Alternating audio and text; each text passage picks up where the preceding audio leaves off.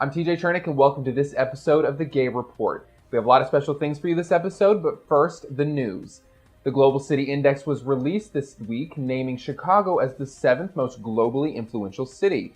The joint study performed by A.T. Kearney and the Chicago Council on Global Affairs takes into account business activity, human capital, information exchange, cultural experience, and political engagement of the world's largest cities.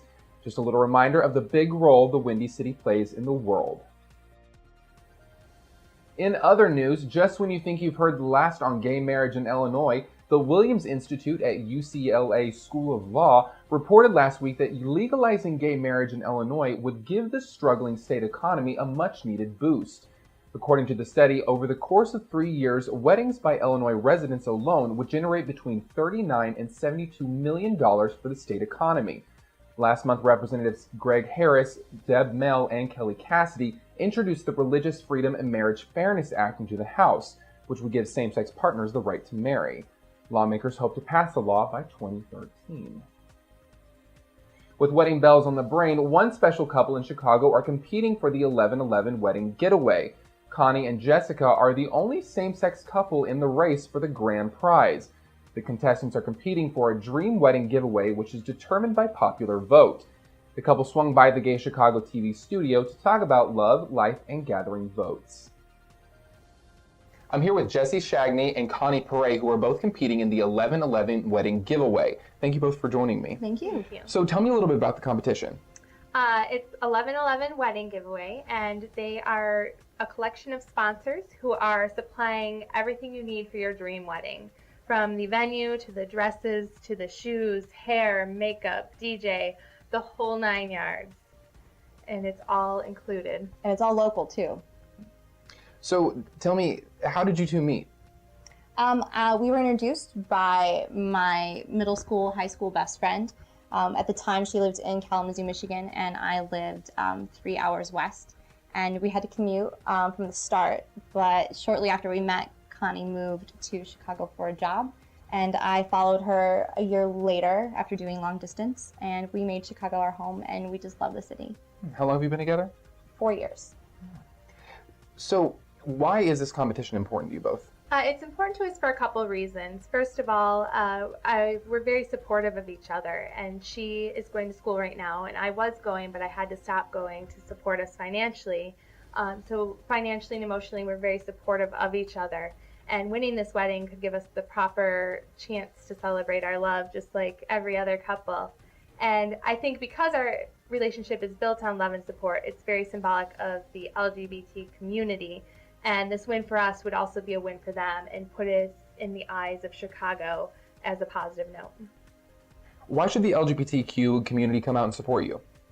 Well, we are the only same-sex couple in the top 10. It's the first time a same-sex couple has actually made it to the top 10 of this wedding giveaway.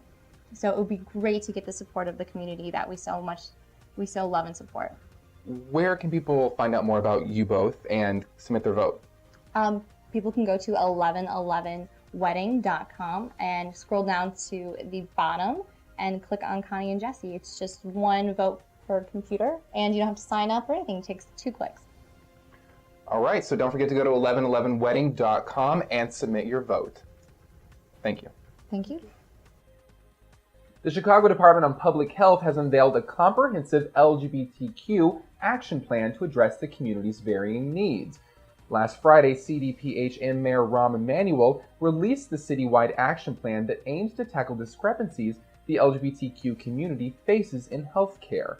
Among the goals, it will search for ways to address higher levels of smoking among the gay community and will focus on HIV prevention, obesity, and improving access to healthcare.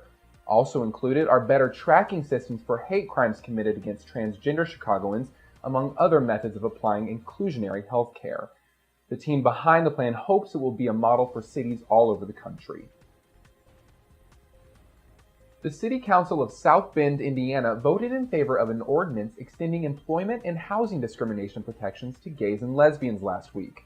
Mayor Pete Buttigieg supported the ordinance, saying its passage was much needed to prevent South Bend from being typecast as a prejudiced city and hurting its economic prospects.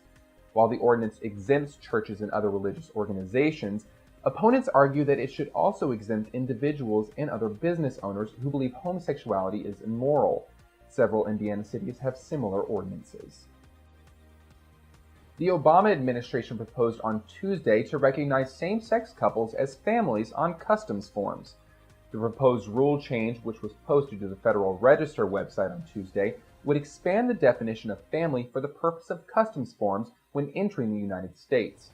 Under the current rule, while heterosexual couples are only required to fill out one form, same-sex partners must file separate forms rather than entering as a family, even if they are legally married.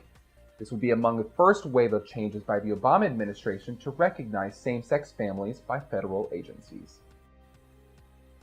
In entertainment news, Saturday Night Live will be adding the first ever openly lesbian member to its cast.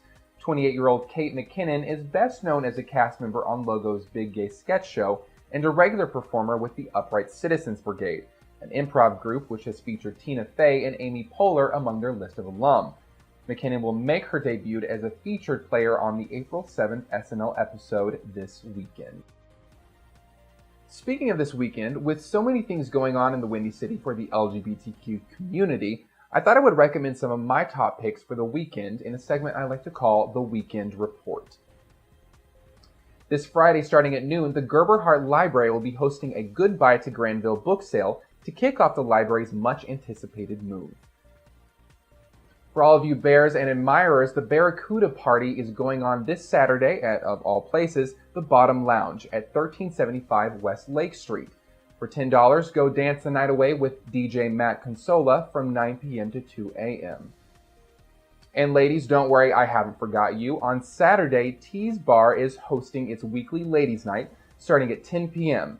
With no cover, $5 shots, and $7.50 double pints, you can surely dance the night away. And this Sunday is Easter, and if Easter is your thing, Urban Village Church at 610 South Michigan and A Church for Me at 1545 West Morse will be holding an LGBTQ-friendly Easter service. But if Jesus is not in your alley, Hamburger Mary's at 5400 North Clark will be hosting its weekly mimosa brunch until 3 p.m. That's all for this episode of The Gay Report. Remember, if you have a story idea or important event, let me know at tj@gaychicagotv.com, and don't forget to like us on Facebook. So until next time, stay proud, Chicago.